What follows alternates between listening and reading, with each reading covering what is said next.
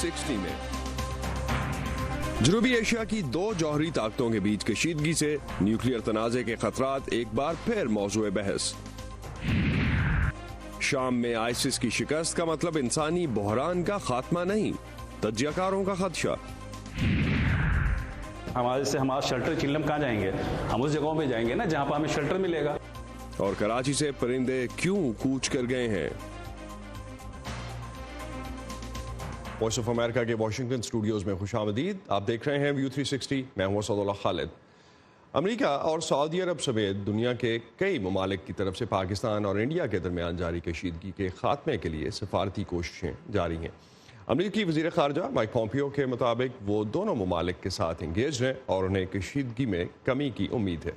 Mike Pompeo ने यह भी कहा कि उन्होंने पाकिस्तान और इंडिया के रहनुमाओं को कोई भी ऐसा कदम उठाने से गुरेज करने का कहा है जिससे खत्ते में कशीदगी और जंग का खतरा बढ़ जाए। 14 फरवरी को पुलवामा में भारतीय सिक्योरिटी फोर्सेस के एक काफिले पर कार बम हमले से दोनों जनूबी एशियाई पड़ोसियों के बीच बढ़ जाने वाली कशीदगी ने जिस तशवीश को मगरिब में सबसे ज्यादा मौजूद बहस बनाया है वो है किसी जौहरी तनाज़े का खतरा।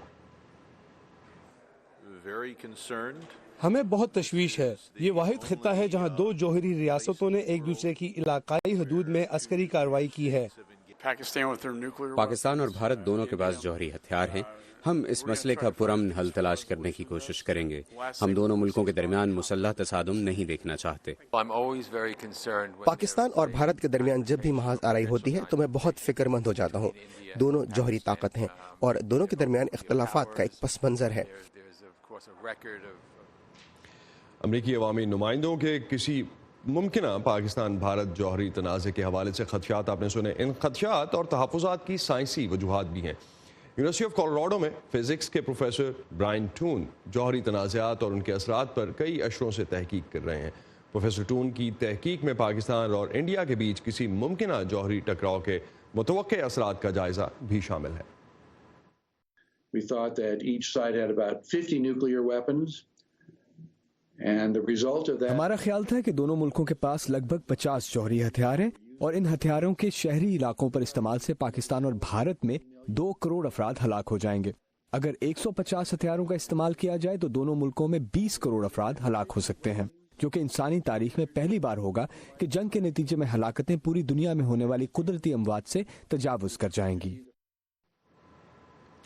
प्रोफेसर टून का कहना था कि जौहरी हथियारों के इस्तेमाल से किसी एक खित्ते पर नहीं सारी दुनिया पर इसके असरात मुरतब होंगे। In a war in which both India and Pakistan use 50 nuclear weapons against the other country, Pakistan और भारत के दरमियान ऐसी जंग जिसमें एक दूसरे के खिलाफ 50 जौहरी हथियार इस्तेमाल हों तो उसके नतीजे में फजा में उठने वाले धुएं के बायस सूरज की रोशनी जज्ब होने से कुर्राए अर्ज के ठंडा होने से दुनिया भर की ज़राई पैदावार में 10% कमी वाक़या होगी। दुनिया भर में 60 दिनों का अनाज महफूज है, तो अगर आप हर 60 दिनों की खुराक पैदा ना कर पाए तो लोग भूख से मरना शुरू हो जाएंगे। इस वक्त न्यूयॉर्क से हमें ज्वाइन कर रहे हैं बॉस्टन यूनिवर्सिटी से मुंसलिक बैनुल-अक़वामी उमूर के माहिर प्रोफेसर आदिल नजम। उनसे जानते हैं कि क्या वजह है कि जब भी कशीदगी में इजाफा होता है तभी जौहरी तनाज़े के खतरात पर बात होती है। इस खदशे को लेकर दुनिया इन दोनों पड़ोसियों के माबैन इख्तलाफात में कमी लाने की कोशिशें क्यों नहीं करती अमन के दिनों में? आदिल, मेरे ख्याल में इसलिए नहीं करती कि दुनिया डिस्ट्रैक्टेड है, दुनिया के अपने मसाइल बड़े। आप इस वक्त दुनिया का नक्शा जो है इसको लेके घुमा दें, जहां उंगली रखेंगे वहां एक से एक बड़ा मसला है। लेकिन इस बार तो मेरे ख्याल में मुझे ज्यादा तशवीश है शायद आपसे। ना सिर्फ अमन के ज़माने में दुनिया कोशिश नहीं करती इस मसले का हल, इस बार तो ये तकरीबन जंग की हालत में भी नहीं कर रही। मेरा सिर्फ आपसे इसका सा इख्तलाफ ही होगा कि इस वक्त मुझे तो नहीं नजर आता कि दुनिया कोई अटेंशन कर रही।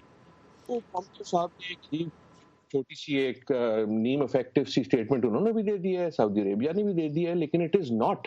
हमने जो इससे कहीं कम इश्यूज थे या कम सीरियस मसाइल थे उस पर भी दुनिया को कहीं ज़्यादा एक्टिव देखा। इस वक्त दुनिया एक्टिव नहीं है। अमेरिका, पॉम्पियो साहब, ट्रंप साहब तो मिसिंग इन एक्शन है। सऊदी अरेबिया, OIC भी जो है वो समझ रही है कि यार अच्छा चला जाए। मेरे सामने ये अभी सुबह सुबह थी तो मैंने ये न्यूयॉर्क टाइम्स उठाया। इसके पहले पूरे सफ़े पे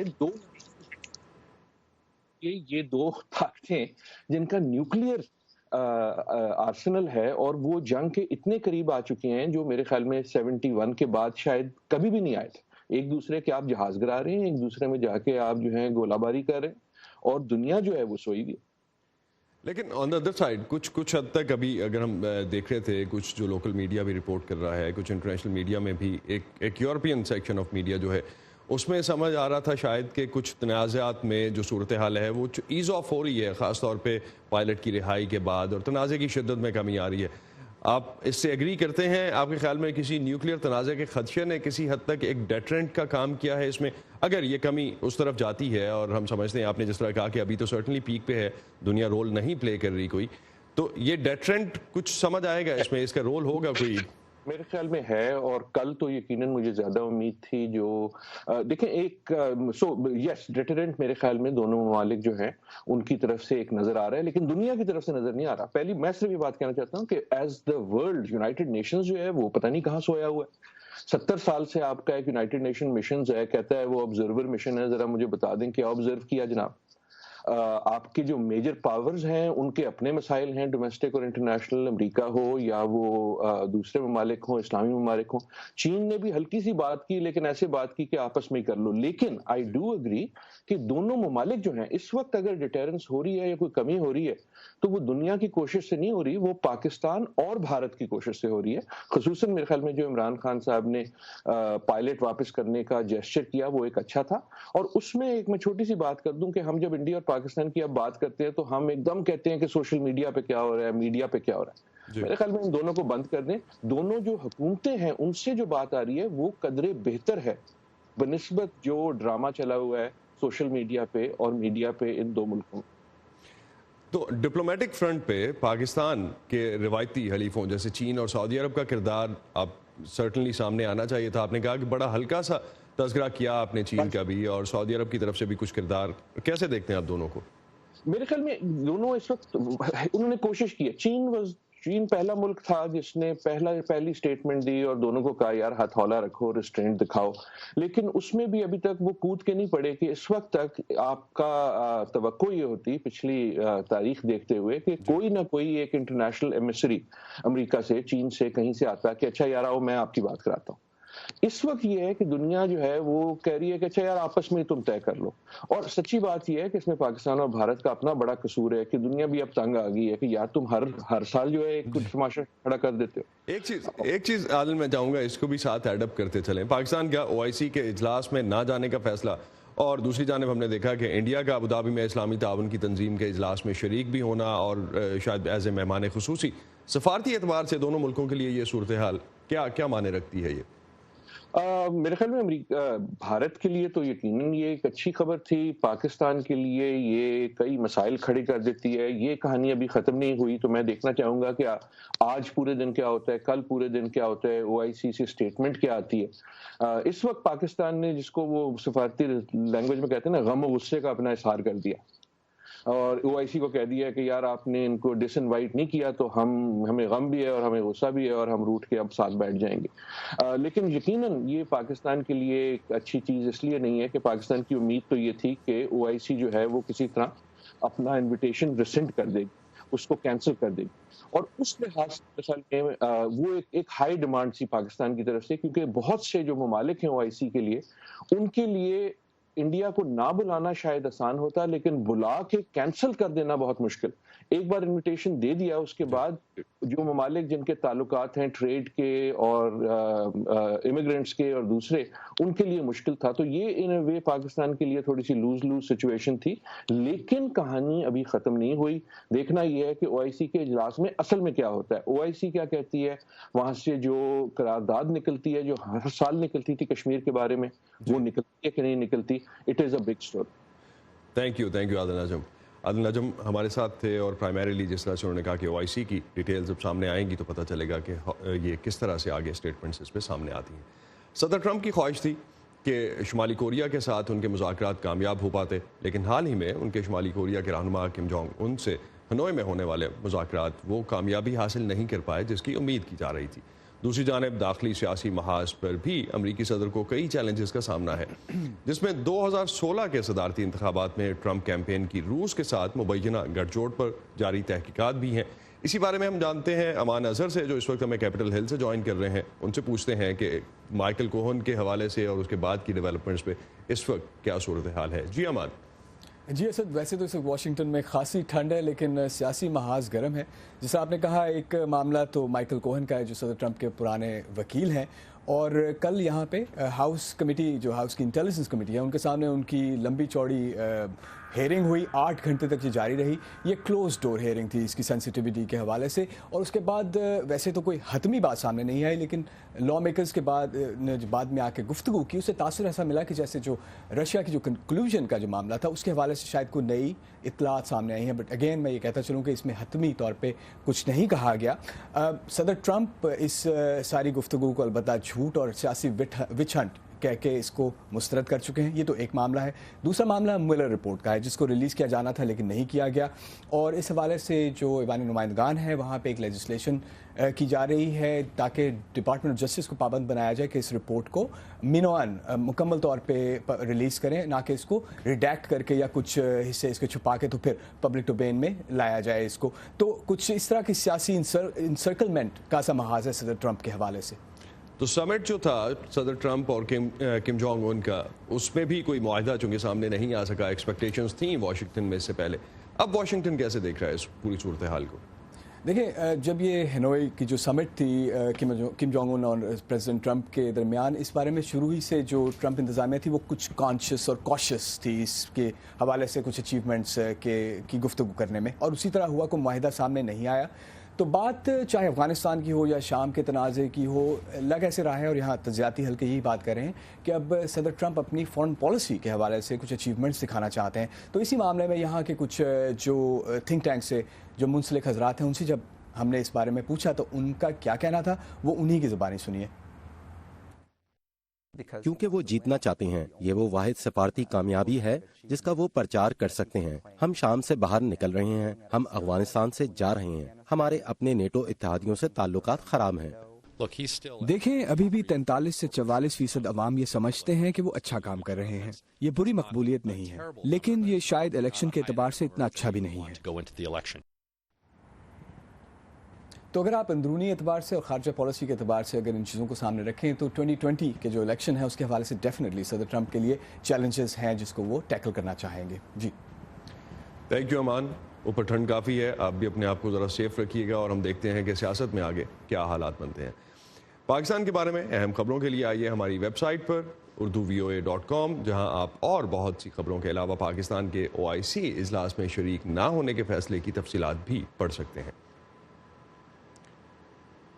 امریکی صدر ڈونلڈ ٹرمپ کے مطابق شام میں دولت اسلامیہ کی خلافت کا تقریباً خاتمہ ہو گیا ہے. تاہم تجزیہ کار سمجھتے ہیں کہ داعش ابھی ختم نہیں ہوئی. مغربی دنیا سے کچھ شہری جو شام اور عراق عسکریت پسند گروہ میں شامل ہونے وہاں گئے تھے، اب اپنے ملکوں کو واپس آنا چاہتے ہیں، اور وہاں انسانی بحران میں مزید شدت بھی آ رہی ہے. مزید جانتے ہیں اس رپورٹ میں. اس وقت 2 خواتین کی حالت زار دولت اسلامیہ کے ایما پر شام کے محاذ پر جانے کی وجہ سے دنیا بھر کی توجہ کا مرکز ہے. ہوڈا متھانا سن 2014 میں داعش میں شامل ہونے کی غرض سے شام گئی تھی.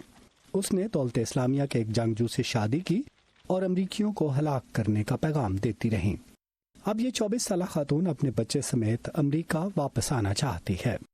قانونی طور پر امریکہ کا پاسپورٹ اور پیدائشی سرٹیفکیٹ ہونے کے باوجود امریکی محکمہ خارجہ کا کہنا ہے کہ یہ خاتون کبھی امریکی شہری تھی ہی نہیں، کیونکہ پیدائش کے وقت ان کے والد ایک غیر ملکی سفارتکار تھے.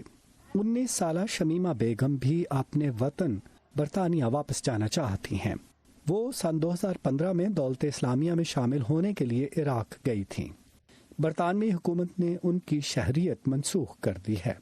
تجزیہ کار کہتے ہیں کہ ان خواتین جیسے دیگر افراد کے معاملات کو احتیاط سے نمٹانے کی ضرورت ہے. میں نے اس بارے میں جو کچھ پڑھا ہے اس کے بعد میں یہ کہوں گا کہ اس نے ایک معصومانہ اور احمقانہ غلطی کی ہے. تو میرے خیال میں قانون کے دائرے میں رہتے ہوئے اس پر منصفانہ مقدمہ ہونا چاہیے، اور جس سزا کی وہ مستحق ہے وہ اسے ملنی چاہیے. وائس آف امریکہ کے نمائندے جیف سیلڈن کا کہنا ہے کہ داعش اسی طرح کی غیر محفوظ اور کمزور خواتین کو نشانہ بناتی ہے. उन्होंने अमेरिका और दुनिया के दूसरे हिस्सों में भी खास तौर से खवातीन को निशाना बनाया, जो मिसाल के तौर पर ऐसे इलाकों में जहां कोई खातून डॉक्टर बनना चाहती है और वो बन गई, और डिग्री लेने में उसकी उम्र 25 या 26 वर्ष हो गई है। इस सूरत हाल की वजह से खानदानों में तनाव होता है। वो कहते हैं इस उम्र में आपकी शादी मुश्किल है, जाओ अपना बंदोबस्त खुद करो।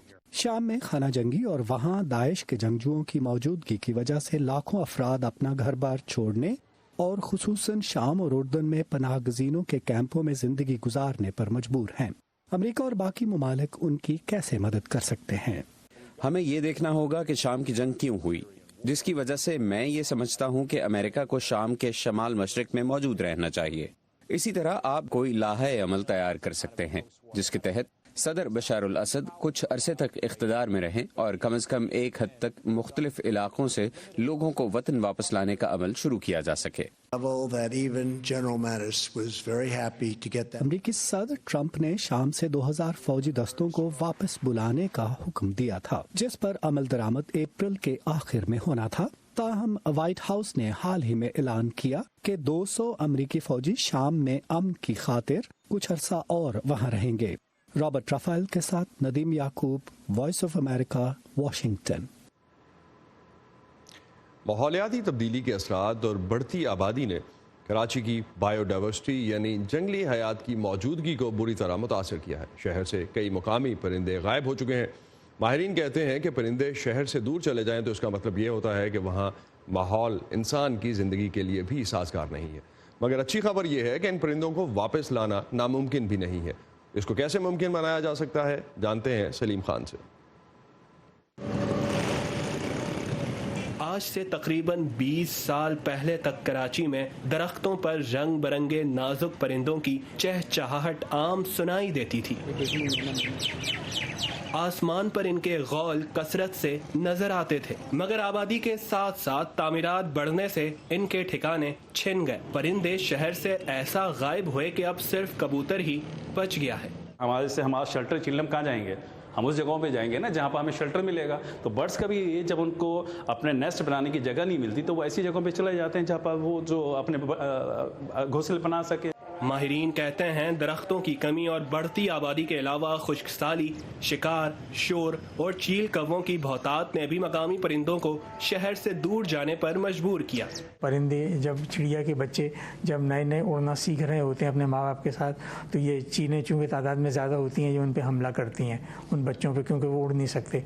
तो स्पैरो की तादाद में इसी वजह से कमी हुई है कि चील जो है ना वो उनका बड़ा प्रीडेटर बन गई है। माहिरीन के मुताबिक तकरीबन आज से 17-18 साल पहले सिंध में 570 इकसाम के परिंदे पाए जाते थे, मगर नामुनासिब माहौल की वजह से कई तरह के परिंदे मादूम हो चुके हैं। 80 की दहाई तक कराची में 100 इकसाम के परिंदे पाए जाते थे, मगर अब 10 इकसाम के परिंदे भी मुश्किल से नजर आते हैं, मगर इन्हें वापस लाना नामुमकिन नहीं। अट्रैक्शन मतलब ऐसी अट्रैक्शन हम दें अर्बन वाइल्ड लाइफ को कि परिंदे हैं, यानी हम सब्ज़ा लगाएं, ऐसे पौधे वहाँ पर लगाएं, ऐसे प्लांट्स लगाएं जिनमें फ्रूट हो, वेजिटेबल हो और जिनका फैलाव ज़्यादा हो, ताकि वहाँ पर उनके घोंसले लग सकें। लोगों को राग़िब करें कि वो घर में जैसे बजरीगर पाल दें, तो बजरीगर की जगह वो मुख्तलिफ़ किस्म के तोते, बुलबुलें और इस किस्म की चीज़ें पालना शुरू करें। तो अगर घर से अगर ये शुरू हो जाएगी, कैप्टिव ब्रीडिंग जिसे कहते हैं, ये शुरू करें, फिर इनको थोड़ा रिलीज करना शुरू करें।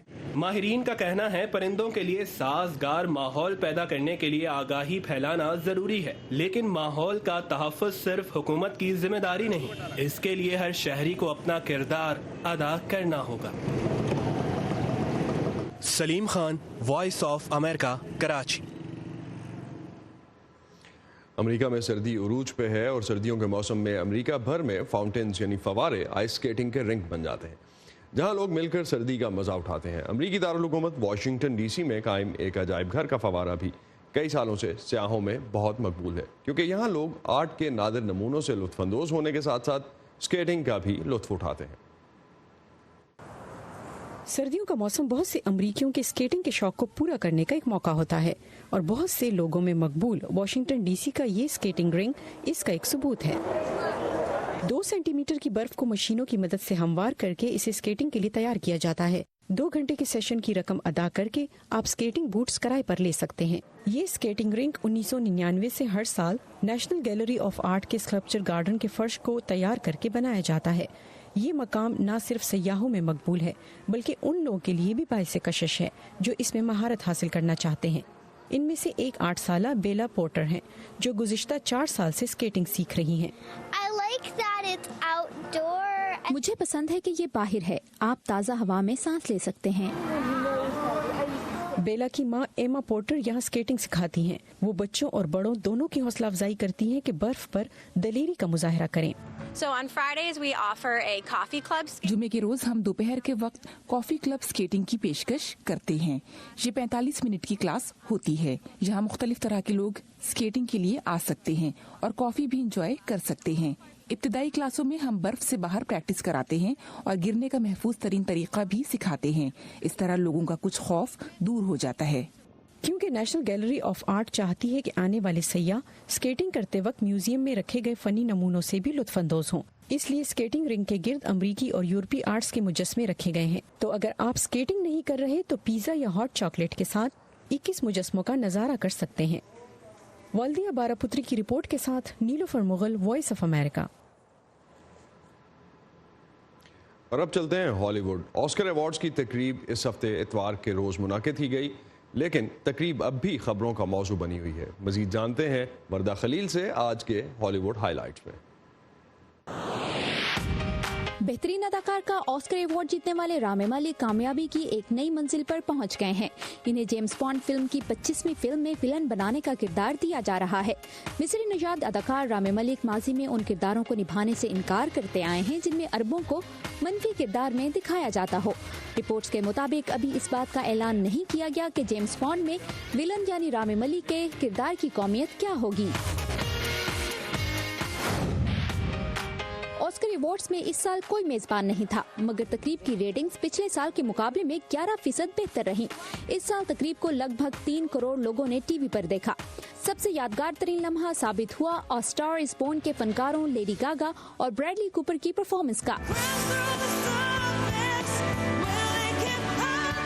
इन दोनों की आंखें क्या मिली, सोशल मीडिया पर तूफान आ गया। दोनों फनकारों के दरमियान मोहब्बत के चर्चे होने लगे।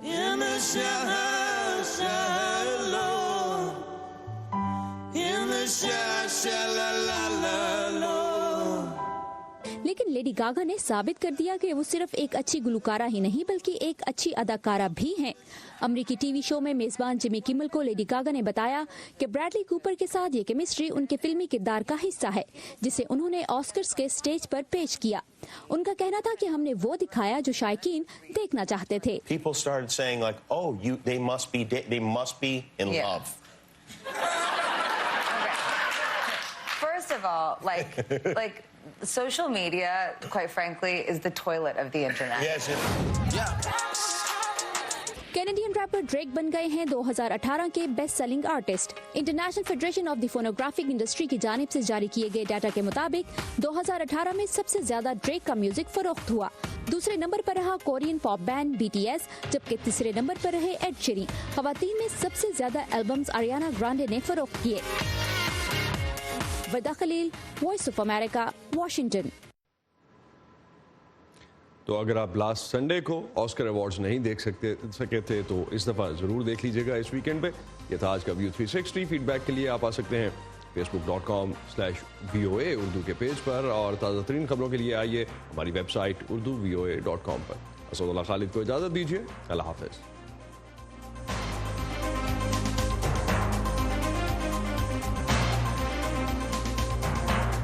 ताज़ा तरीन खबरें, अहम वाक़यात, ऑडियो वीडियो रिपोर्ट्स और तज्ज़िये देखने, सुनने और पढ़ने के लिए डाउनलोड कीजिए VOA उर्दू की नई ऐप।